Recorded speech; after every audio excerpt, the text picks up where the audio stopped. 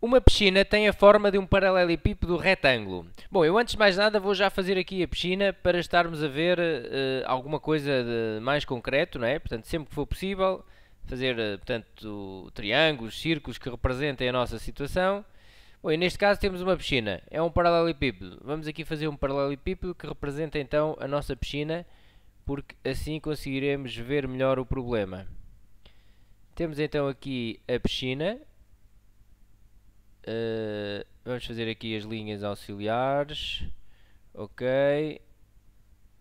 E agora colocamos nesta piscina, portanto isto será então um paralelepípedo, ok? Vamos colocar as medidas que já conhecemos. Que medidas é que conhecemos? Temos o comprimento e temos a largura. Então vamos colocar aqui o comprimento. 10 metros de comprimento. Tem aqui 10 metros. Definimos aqui 10 metros e depois temos 6 metros de largura. Aqui 6. 6 aqui.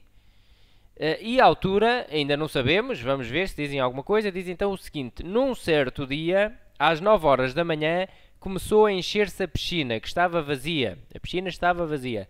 A altura, H, em metros, da água na piscina, teu horas depois das 9 horas desse dia. Reparem, é muito importante o significado da nossa variável, desta função, que neste caso é t, representa horas que passaram após as 9 horas desse dia. Ok?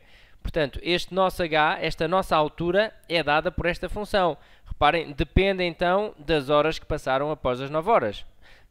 Imaginem que no instante inicial, ou seja, às 9 horas, quando se estava exatamente a começar a encher, a altura era zero, não é? Realmente, se eu substituir aqui o t por zero, fica um h de zero igual a 0,3 vezes 0, que dá zero. E, portanto, não teria aqui a altura porque estava ainda a começar a encher.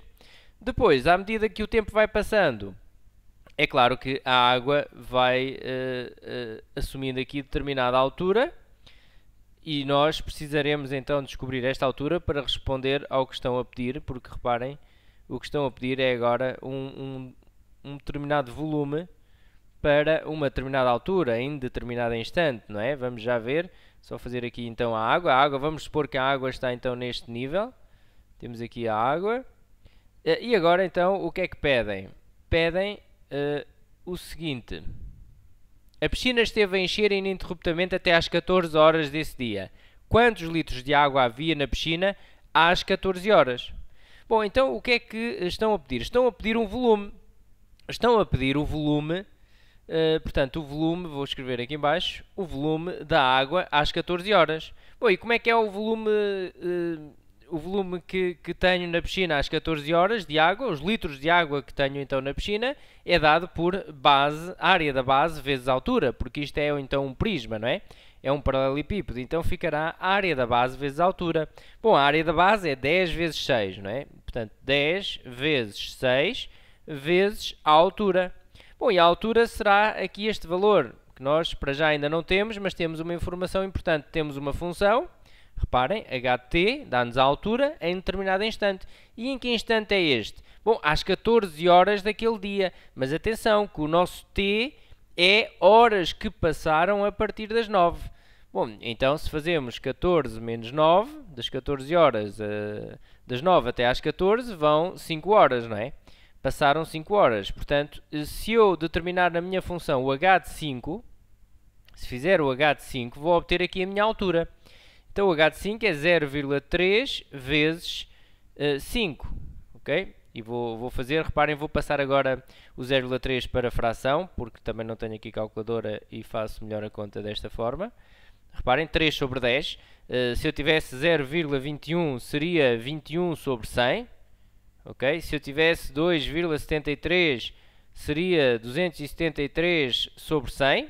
Eu divido então pelo número de casas decimais, não, divido por 10 se tiver uma casa decimal a seguir à vírgula, como era aqui o caso, divido por 100 se tiver duas casas decimais a seguir à vírgula, dividiria por 1000 se tivesse 3 e assim sucessivamente. Portanto, passar de número decimal para fração. Embora isto, portanto, vocês têm a calculadora, não é? Estou apenas a falar a título de curiosidade, para justificar ali aquele passo que eu ali fiz. Ok? 3 sobre 10 vezes 5. Agora vamos simplificar o 5 com o 10. Ficamos então com 3 sobre 2. Bom, 3 sobre 2 dá 1,5, mas eu vou deixar assim 3 sobre 2 para melhor fazer então aqui as contas.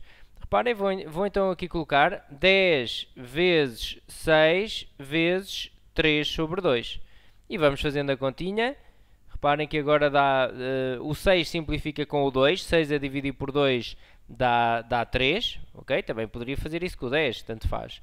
Então fico 10 vezes 3 vezes 3.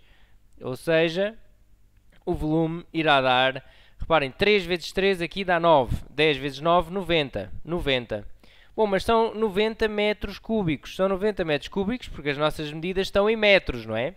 E agora pedem quantos litros de água é que eu lá tenho. Eu tenho 90 metros cúbicos, ok, mas nós sabemos que, ou devemos saber que 1 litro corresponde, 1 litro é igual a 1 decímetro cúbico, ok?